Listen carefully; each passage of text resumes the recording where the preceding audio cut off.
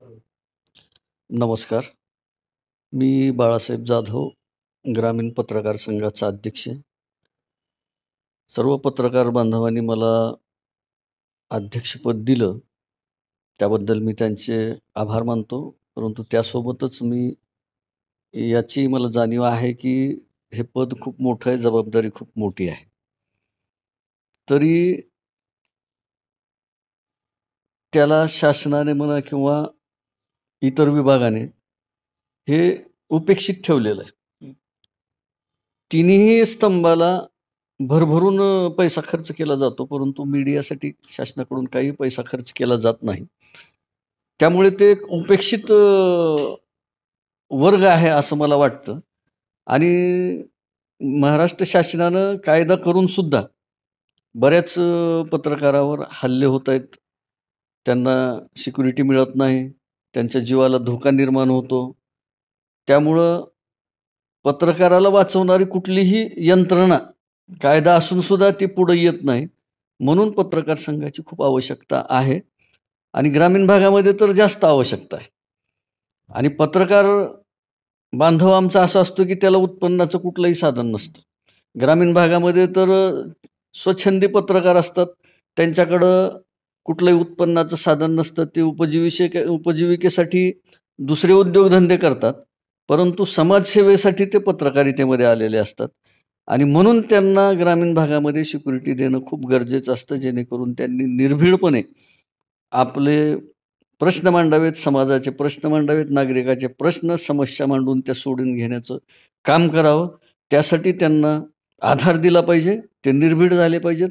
आणि त्याच अनुषंगानं मी या पत्रकार संघाच्या माध्यमातून काम करणार आहे. आमच्या सगळ्या पत्रकारांना कशा पद्धतीनं निर्भीड बनवता येईल आणि जास्तीत जास्त समस्या या पत्रकारितेच्या माध्यमातून सोडवण्यात येतील. त्यासोबतच सामाजिक क्षेत्रामध्ये नैसर्गिक आपत्ती असेल किंवा दुर्घटना असेल, यामध्ये आमच्या पत्रकार संघाचा खूप मोठा वाटा राहील आणि त्याही अनुषंगानं आमचं पत्रकार संघाचं काम राहील. एवढंच मी या प्रसंगी सर्व आमच्या प्रेक्षकांना सांगू इच्छितो. धन्यवाद. नमस्कार, मी दत्ता गोरे. आता नवीनच लातूर ग्रामीण पत्रकार संघाची स्थापना झाला, त्याचं सचिवपद हे माझ्याकडे दिलेलं आहे. ही जबाबदारी माझ्यावर खूप महत्त्वाची जबाबदारी अध्यक्ष साहेबांनी आणि पत्रकार संघाने दिलेली आहे. नेमका लातूर ग्रामीण पत्रकार संघ याची गरज का भासली याचं मी थोडक्यात एक उदाहरण देतो. वारंवार पत्रकारावर होणारे अन्याय, त्यांचे समस्या हे राज्य शासनाकडून असेल किंवा जिल्हा स्तरावर असेल, ही काय कोणी मान्य करीत नाही. आणि गावातील पत्रकार हा समाजकार्यात इतका झोकून दिलेला आहे की त्यांना अपेक्षित यश अजूनपर्यंत भेटलेलं नाही. म्हणून आज बाळासाहेब जाधव यांच्या अध्यक्षतेखाली आम्हाला लातूर ग्रामीणमधल्या सर्व पत्रकारांना अशी गरज वाटू लागली की आपला एक लातूर ग्रामीणचा पत्रकार संघ पाहिजे. त्यासाठी लातूर ग्रामीण पत्रकार संघ याची स्थापना झालेली आहे आणि त्याची सुरुवात आम्ही मुरुडपासून सुरुवात केलेली आहे. नमस्कार. अगदीच आपण मला पाहिल्यानंतर ओळखतच असाल. मी पवन नाडे, माझं फेसबुक चॅनल आहे न्यूज मुरुड या नावाने. अगदी त्याच माध्यमातून तुम्ही मला ओळखता हे मला अगदी चांगलं माहिती आहे, कारण मी तालुका पिंजून काढलेला आहे.